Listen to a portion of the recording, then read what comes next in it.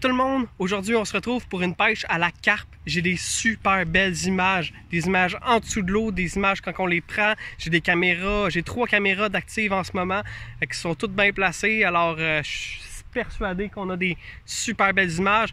Et ça parce que je suis déjà au milieu de ma pêche. Ça fait déjà 2 qu'on prend, puis que ça a vraiment pas été long avant que ça morde. Alors, j'ai même pas fait mon introduction encore, c'est pour ça que je la fais là. Aujourd'hui, c'est une suite d'une autre pêche que j'avais faite. J'avais commencé à essayer de pêcher à la carpe. J'ai été interrompu par la pluie, alors j'en ai juste pris une qui est plus petite que déjà les 2 qu'on a pris. Alors là, je me reprends, puis on a déjà 2 carpes qui sont plus grosses que la dernière fois. Alors, ça va super bien, super belles images. Alors, allez regarder vraiment jusque-là, ça vaut la peine. Puis, j'ai pas les porte-cannes que je suis supposé avoir normalement.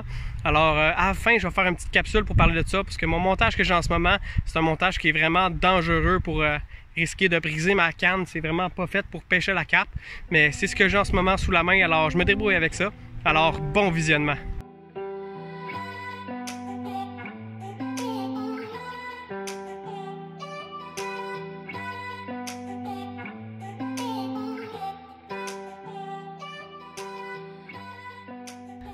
Personnellement, je suis pas un expert de carpe, mais dernièrement, j'ai été capable d'acquérir assez de connaissances pour quand même bien m'en sortir et avoir des belles grosses prises comme vous avez vu dans les dernières photos. Là, pour partager mes connaissances, ben, je viens ici, un autre petit lac que je connais où il y a de la carpe de plus petit format, mais je sais qu'il y en a, alors je vais pouvoir aller en attraper, avoir des belles images, puis vous montrer ça tout en partageant vraiment ce que j'ai appris pour que vous puissiez vous aussi prendre la carpe. Là, en ce moment, j'ai déjà été feedé là-bas où c'est que ma canne est à l'eau. Alors, du blé d'Inde, gros secret pour la carpe, du blé d'Inde, du blé d'Inde, du blé d'Inde. C'est possible d'attraper la carpe avec plusieurs autres appâts. J'en ai déjà attrapé avec des morceaux de jambon, de la saucisse hot dog.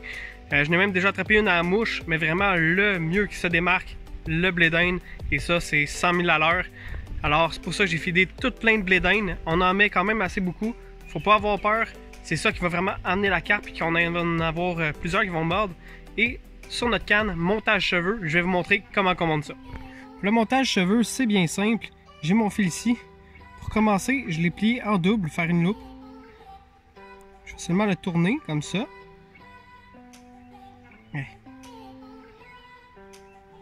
Et voilà, ça fait mon rond avec la loupe. Puis là, on repasse la loupe dans le rond. Et voilà. Ça ressemble vraiment beaucoup à simplement à un nœud de soulier. On essaie de faire la loupe vraiment le plus petit possible. Alors, en tirant comme ça, ça rapetisse la loupe. Là, elle est vraiment pas grosse la loupe. C'est parfait, c'est ça qu'on veut. Là, je vais couper l'excédent. J'ai ma loupe ici. Tu peux voir.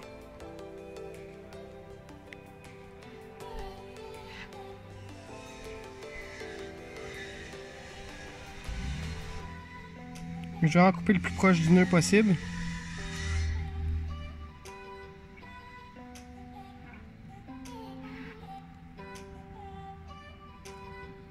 Et voilà. Et ça me laisse vraiment une toute petite loupe juste au bout de mon fil. Maintenant, j'ai mon autre extrémité du fil ici. On va pas beaucoup. Et voilà. J'ai mon hameçon. On va rentrer dans le fil de l'hameçon, mais vraiment par en dessous, en suivant la hampe de l'hameçon. On tire. Là, je suis arrivé près de la loupe, ici en arrière. Je me laisse un petit jeu. Je tiens le fil qui a ma loupe et l'hameçon en même temps. Ici, je vais me mettre à tourner autour en tournant serré.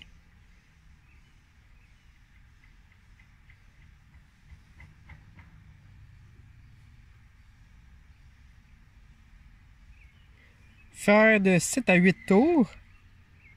Je retiens mon fil. Je vais prendre mon bout et le repasser encore une fois par l'arrière dans l'œillet de mon hameçon. On retire. Et maintenant, on a juste à tirer pour solidifier le tout. Et voilà. C'est le montage cheveux pour pêcher la carpe.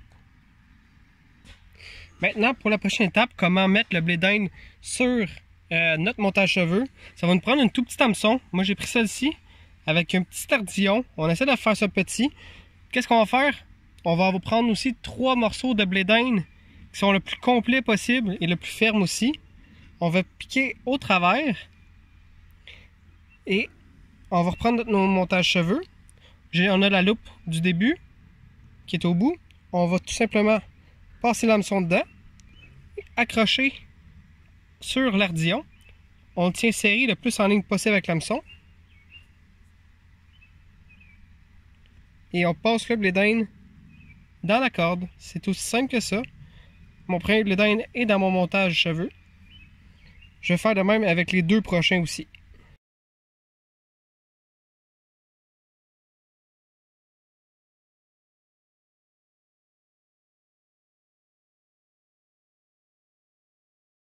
Et voilà.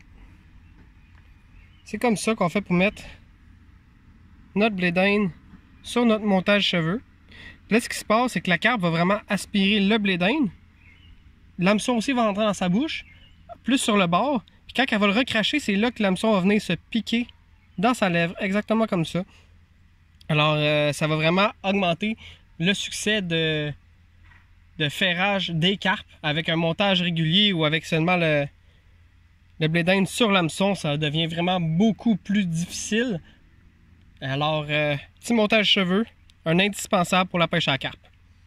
Une bonne idée pour ranger son montage cheveux, un rig wrap. C'est un petit case qui s'ouvre comme ça. Ici, on peut glisser notre loupe dans une des petites coches. Et voilà. On a juste à rouler notre montage autour. Et voilà. Et ensuite, on peut juste à re-rentrer dedans à la fin. Et voilà, on ferme ça. Un petit case compact. Et on est sûr de pas que notre montage s'abîme. Puis on peut le transporter facilement. Il ne va pas se mêler nulle part. Alors, une bonne petite idée pour nos montages cheveux. Là, je vais empâter dans une des zones les moins profondes du lac où je sais par exemple qu'on en a, on les voit souvent, mais aujourd'hui ils ne sont pas là. Puis j'avais choisi cette place-là surtout parce que je peux mettre ma caméra en dessous de l'eau pour essayer d'avoir des images sous-marines de la carpe. Mais ça fait un bout qu'on est là, puis ça ne mord pas. Alors, puis j'en ai pas vu non plus. Alors là, je vais bouger de l'autre côté du petit lac. Alors, on va essayer d'aller se rendre juste là de l'autre bord. C'est ça, à peu près. En tout cas, on va se rendre là. Puis j'ai mis une lunettes polarisée, ça va m'aider encore plus de mieux les voir. On va espagner de la carpe, c'est là-bas ça se passe, c'est là-bas qu'on va.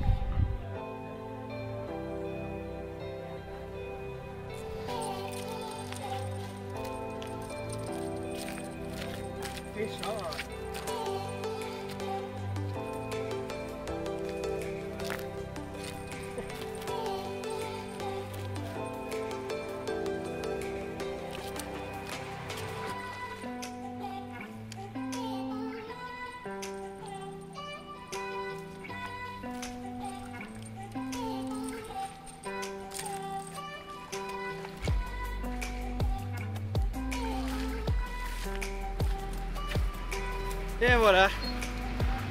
C'est pas une grosse carpe, c'est sûrement ma plus petite que j'ai pognée à vie, mais c'est une carpe quand même qui montre que le montage cheveux a bien fonctionné.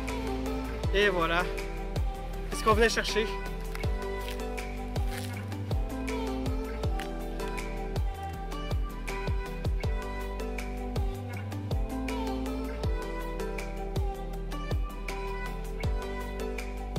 On va se faire décrocher puis on va se dépêcher à le remettre à l'eau pour qu'il retourne en santé.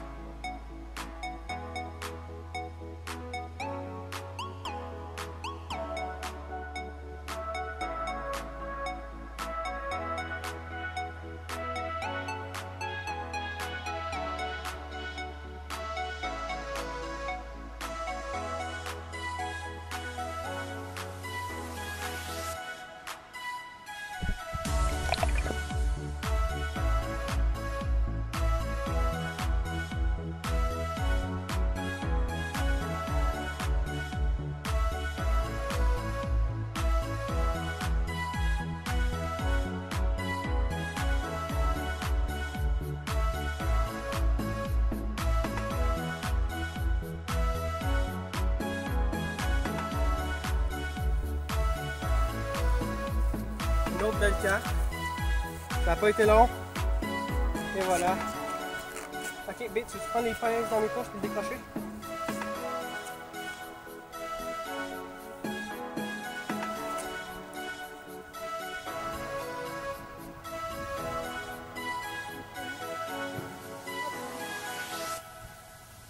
Ouais, comme ça.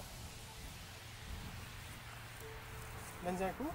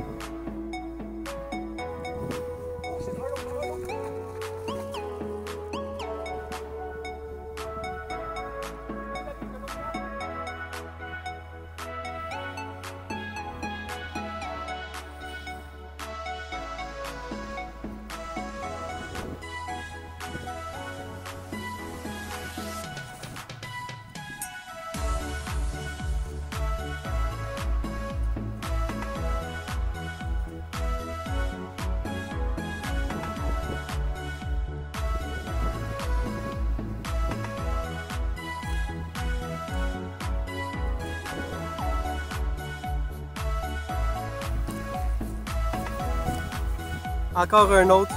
Belle carte. Yes sir, on va se dépêcher à la remettre à l'eau.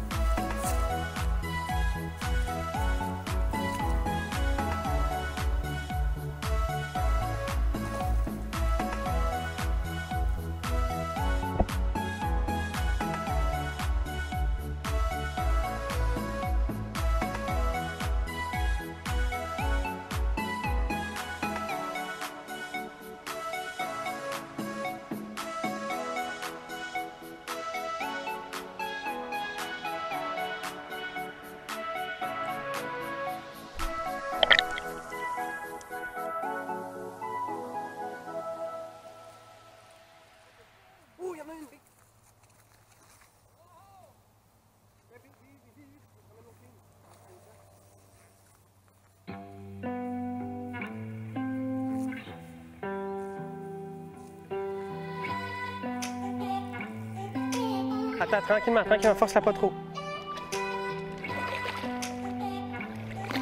Ah, elle est plus grosse, hein?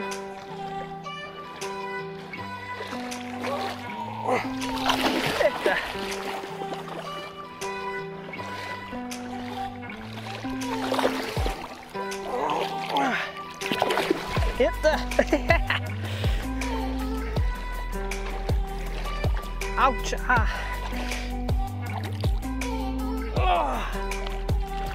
Tu sais que chercher mes pinces? Yes sir! Elle est vraiment maganée par exemple, c'est ta carte. Ta carte à ma blonde.